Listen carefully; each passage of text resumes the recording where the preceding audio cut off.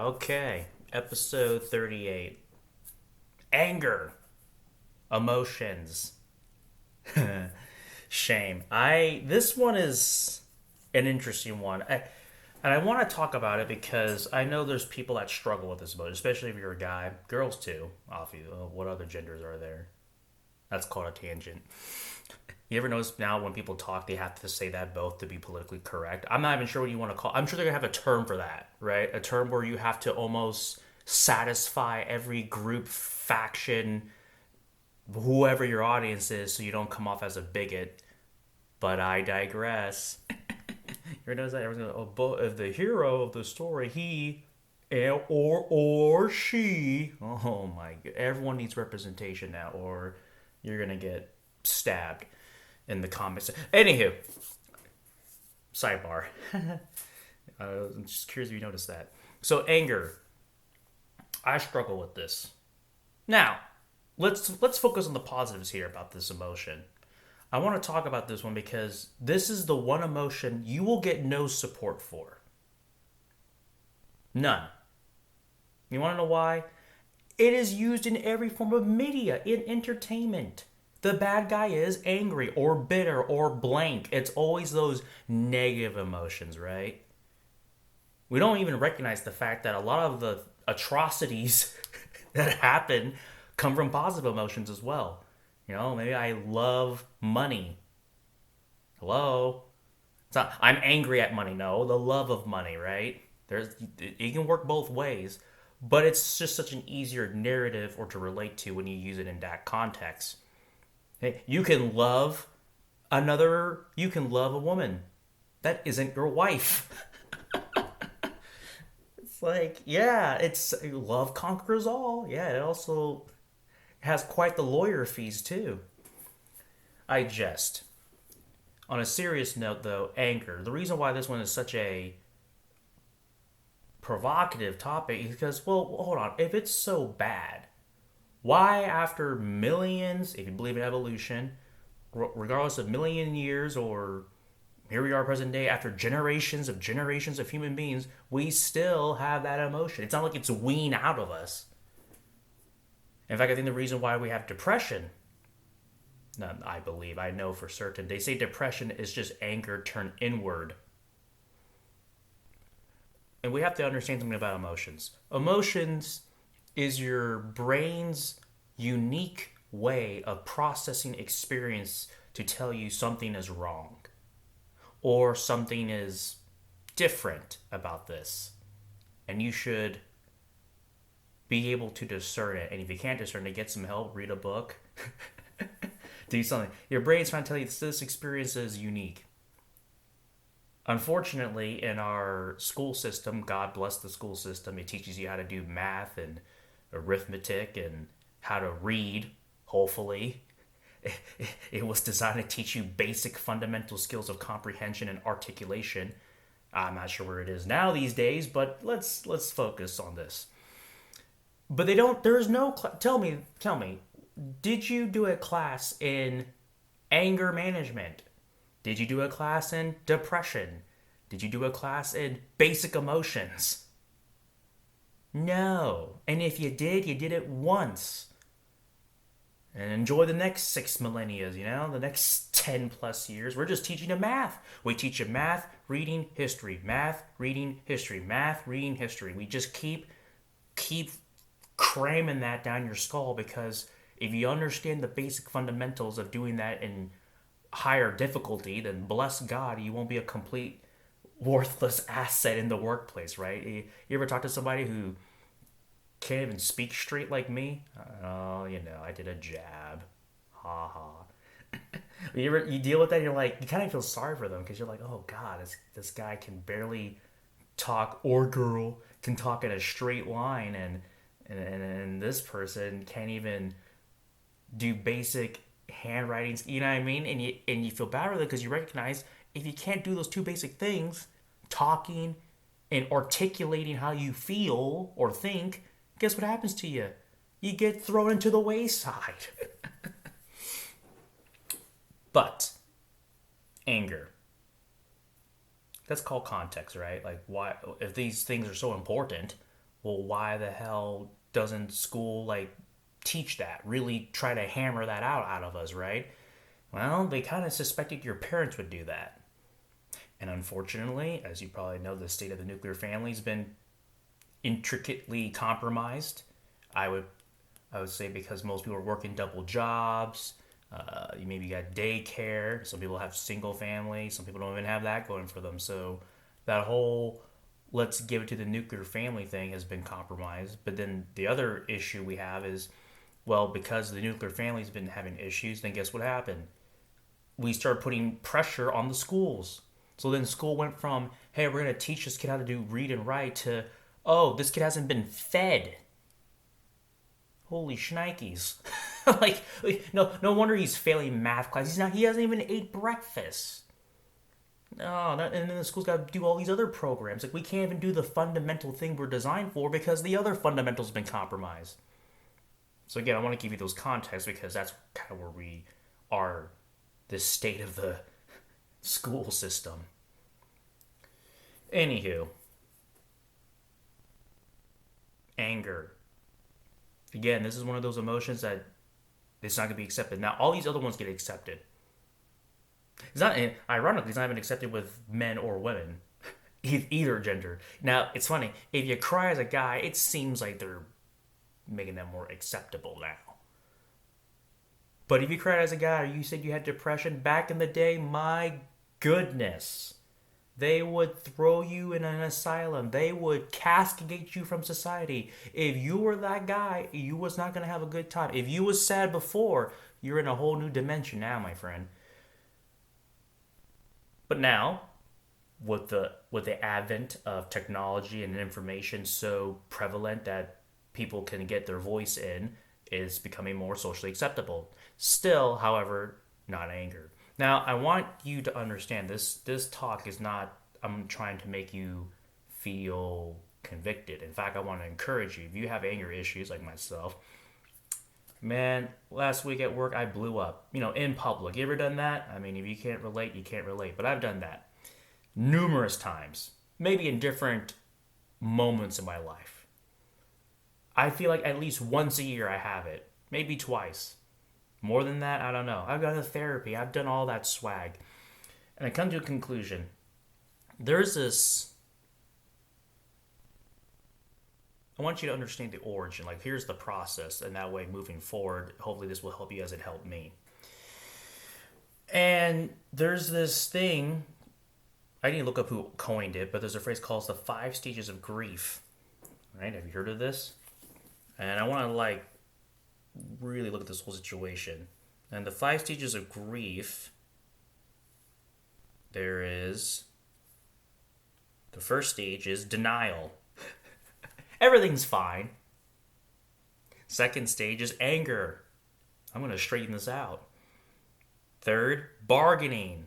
Who can I work with to make this work? Compromise, right? And it may not be in this order, but this process definitely happens within your own mind and with others. Depression, that's when anger turns inward. You're kind of ashamed at yourself because, oh my goodness, there I go again, raising hell. And then the last one is acceptance. Now notice it's called the 5 stages of grief. Well, Andre, if it's the 5 stages of grief, why is anger in there? It should be like the stages of anger, right? Well, here's the thing. Grief causes anger, is a response. Your grief, anger is a response to grief. Well, what's the grief? You look up grief in the definition. It says a deep sorrow, especially that's caused by someone's death. And then another definition says troubled or annoyance. Well, hold on, then what's death? The action or fact of dying or being killed, the end of life, that of person or organism, the state of being dead, the permanent ending of vital process in a cell or tissue. Now, I'm going to take some words here, but anger, in essence, then, is a response to the death of what you had in mind, or loss. These emotions, I say the fear of loss is probably the biggest, grandest Probably most visceral human emotion humanly possible. And every emotion is trying to stop that. Here's what I'm trying to tell you. Why do you get angry? Because you lost something and you're trying to deal with it. Your emotion, anger, was, I say, the one that really promotes action, is trying to do something against that. Also, another definition someone said was anger is the result of injustice. I think it's important that you are aware of these two things because, see, we look at anger and say, oh, that's just bad. But we'd fail to recognize, well, why is this happening? The why of it. Well, perceived injustice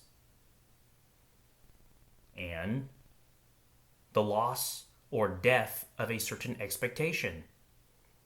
It's not like you came to work and you're like, oh my gosh, I just can't wait to have everyone bow at my feet. No, they did something to you that resulted in that, and that's how you respond. You probably were raised in a household where anger was the primary love language. Also, let's look at the positive as well. If you weren't angry, you were just like this emotional ball of slime. Like you watch sports or any form of achievement, you didn't get frustrated. Guess what? That indicates to me you don't care. Isn't that the proof of investment that you're frustrated? If you do, oh, my team lost, and you just don't care. Well, yeah, but anger is the proof that you are invested. So let's look at that positive. Secondly, you came in there with an expectation. The only way this could have been avoided is if you woke up this morning and you said, oh my goodness, I can't wait to come into work and everyone just does something that irritates the heck out of me. Like you came into that situation expecting that. Like you already knew from advance, right? Like you just had that level of foreknowledge. Then you wouldn't get angry because it matched your expectation. And I would say that'd be kind of dangerous if you walk into a building expecting to get something stupid to happen. I'm not sure if you can manage a business, much less your life, with those expectations. And wouldn't that be kind of a sign of a poor attitude? I think having a positive attitude, one of the double-edged swords of that is that you may have that deep-seated anger. I mean, how can't you? It's funny. We live in a world where we want to have all the benefits, but all the pros of something, but none of the cons, right? There's blessings and burdens. We live in this strange, I haven't been to other countries, but we live in this strange continent. Well, it's not a continent. A continent has multiple countries. We live in this strange country, this Western culture that tells us that you can have all the pros minus the cons. It's a great concept. It's just not a real one. Also, yeah, anger's been around since the beginning of our species. But every human being has it. A response. Something is messing with me. I'm going to get angry. It's hardwired into us, the amygdala. In fact, I may be really bold to say a degree of aggression is required for survival and success in any endeavor. A degree of aggression is required for success and survival. I refuse to believe all the people throughout history, and here's what I mean by acceptance, right? Because then you have that peace, knowing like, you know what, I had that, I can use my powers for good. You would never have done the things you have done, the progress you made in your life, if you never were angry. And in fact, anger and depression is just like a way of your mind telling you something is wrong. And you probably feel unheard, or people didn't give you the time of day. Or here's my favorite one. You ever heard anyone tell you this? Oh, come on, Andre, everyone's tired, everyone's this, everyone's like you. Which translates to, and I ask for forgiveness for all the people that have said that. That's just wild. That translates to, what you're feeling and what we did to you is irrelevant. So keep on doing what you're doing. Like, what's next? Hey, I want you to run this race, little Timmy, but before you run this race, I'm going to take your shoes and hit your knee in the base with a baseball bat. But you got to run the race like everyone else. Wouldn't you get angry? Be like, what the heck? I'm going to take that bat and beat this guy with it because like you want me to maintain the same standard while you screwed me over. Now, to be fair, we're all in the wrong here. And we're all trying to justify our own foolishness. But I did want to say this, so this may not be Christian, but no one owes you don't owe anyone your forgiveness. It's a little uncomfortable because, the Bible says forgive everyone, etc. And that's true. And you have to forgive them for yourself. You hear the analogies, drinking poison, want them to die, etc. But sometimes you don't have to give them that. That's your choice. If you feel compelled to say, hey, I'm sorry, cool. But then there's this other choice you can make where you say, hey, the reason why I got crazy, I'm not justifying it, but let's not focus on what you did. We need to focus on the why. Why did this happen? You said this, I know that's a lie, you're trying to bamboozle me. You said this, and I feel like that doesn't justify it, and I got frustrated and I got angry. Shouldn't have got angry, but I don't think, but here's the thing. Do you get angry every day? Actually record that. When you get angry, I would suggest you record the reasons why you got angry. And then record the last time you've been angry. And you begin to recognize, wait a second, I don't get angry every day. I'm not some, menace to society that kicks puppies. No, this happened for a reason. Why? It's not like every Tuesday at 6:47, this guy is gonna raise hell. Every Wednesday at 7:45 p.m., this girl no. Now, I'm not justifying all the Karens out there, but there are reasons, and you got to look deep within yourself and understand why.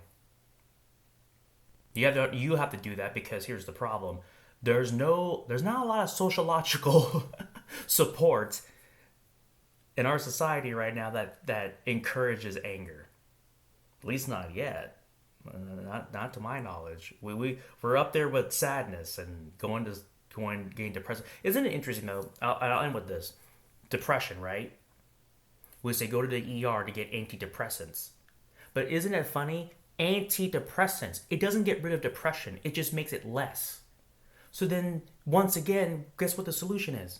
You have to find out what was the thing that made you depressed in the first place. That's the issue. And if you don't fix that, you're stuck in purgatory. Same thing with anger. Oh, you got anger management. Breathe deep. Oh, squeeze this inanimate object. No. That's all bandages and tourniquets, man. I appreciate that. But the real problem is you shot the brother. That's the problem. If you just use this tourniquet, that'll help out that bullet. Well, no, wait a second. Why'd you shoot? Why did you get shot? That's the real issue. If you use this tourniquet, we can fix that up. Or we didn't have to use it in the first place. So we know things are going to happen. And things are going to come against us. So you should always come into a situation with the expectation of acceptance. You come into a situation not expecting. I think that's the real maturity point. It's your expectations determine disappointment or whatever. I did a talk on that way back, how to handle disappointment. And I basically said that having high expectations is worth the risk. But in regards to anger and that, the solution for that is acceptance. You have to accept, you know what? I don't like this. I'm going to express to them in a very humane way, I don't like this. And if they don't give me a valid solution, I'm going to take measures afterwards to go there. Anger, really, in essence, is just your mind's inability to maturely articulate what it really feels, right? Instead of saying, "Hey, I don't appreciate this," I go on that tirade and being intellectual about it. I get so angry that I just resort to I said the same thing, but in the form of throwing an object. I'm upset. I didn't say I'm upset. I just threw a vase. You know what I'm saying? So recognize it, accept the situation, parlay, and if they're not willing to parlay and diplomacy or whatever, well, I would say your anger now is righteous. And you have the right to do whatever you gotta do next. I'm not saying violence, I'm saying you gotta have a Bugs Bunny approach, right? You got the olive branch, they slap it. You offer your hand, they slap that too. And then, you offer your hand again. And then right when they slap it, you hit them with a big stick. I mean, I don't know. Nah, I'm not provoking violence. I'm just saying, like, now they chose violence. But you always you have to give yourself the peace of mind so you don't have that regret. Like, hey, I did everything in my power to make it work. They didn't want to work with me. They didn't want to do it, so I had to get what I needed through another way. I guess the only example I can give you this is, just give them diplomacy and, get the results. But it kind of reminds me of a Fallout game, right? You ever played Fallout 3? Anyway, if you don't know the video game, here's the premise. A lot of situations or missions in the game, you have to deal with people. And it usually goes like this. One side wants to kill the other side. The other side wants to kill the side you just talked to. And apparently they're all cool with talking to you. You're like the middleman. Now you gotta make a decision with the information you've ascertained. Do you want to kill one side or the other side? They're always offering something. But if you dig a little deeper, there is a third solution. But here's the problem. The third solution often takes way more work, time, patience, collecting information, and talking, right? You're talking to one side, you're talking to the other side, then you're talking to this yourself, getting information, and then you talk to both of them and they come to an agreement. Okay, we won't kill each other, we'll do blank if the other side does blank. Diplomacy. But then there's times in the game, much true to life, they don't care. One side's like, nope, they got to die. And once you recognize, you know what, that other side was trying to work with you, you just hell-bent in killing them, I guess you gotta die. Because one of y'all is clearly refusing to bend the knee, even though the other side tried to. See what I'm saying? What does that have to do with anger? Acceptance. Accepting all aspects of what happened and try to make it work. And if it doesn't work, then you can get angry. Because at least now the narrative has changed. You didn't went from I'm just this tyrannical tyrant and I have no control. It was more like, man, this guy, this chick really tried to make it work, but they chose not to, the other side. And when people see that, they'll say, you know what? I've had this compliment before. It's a strange compliment, but I like it. I've had people tell me, like, Andre is a really great guy. He's a great worker, and he's very nice. But don't piss him off. It's a very strange phrase. I don't like it, but it makes me think to myself, wait a second. They didn't say Andre has anger issues. They didn't say Andre is whatever. They said all these positive things, but they put a caveat there. I don't know, it kind of gives me King David vibes. Like, yeah, you think this guy's a wuss until you do something like completely left field or unjust. So, that's my advice to you. If you ever had anger, don't feel ashamed. It's a normal emotion that keeps our species alive and yourself. But just recognize, what is it trying to tell you and why? Because it's not like it happens every day. And with that, you give people all the opportunities to, walk the brighter path with you. And if they don't, you're absolutely within your right. I think it'd look more bizarre if you didn't get a little frustrated and flustered, right? Like, oh yeah, this is fine, screw me over. Here's this carpet so you can just walk on me, I got this carpet with my face on it. just walk all over me. So, I know a little longer episode for one thing, but I really want that to help somebody. So, with that, hopefully that shame and guilt comes off you. It's don't just look at your life from the lens of your failures, but also your successes. All the times where you did the right thing. Sometimes the enemy, the accuser, or just our own minds like to focus on the things we did wrong. We forget all the times we did right. And I doubt if people ask about you, it'd be like the Christmas Carol, right? You don't really know how people see you till you're gone, or better yet, when they ask about you. But you're not there, obviously. But when they talk about you, you'd probably be like, oh, yeah, that guy's really angry. They'd probably be like, oh, no, that guy's pretty cool. Sometimes we're the harshest critic. Most people probably don't even see you like that. So, don't be too critical on yourself. And, you got that conscience on you. That's a good sign. It'd be worse if you didn't have those feelings, right? Like, oh, I'm in the right. It's pretty wild. It's pretty messed up.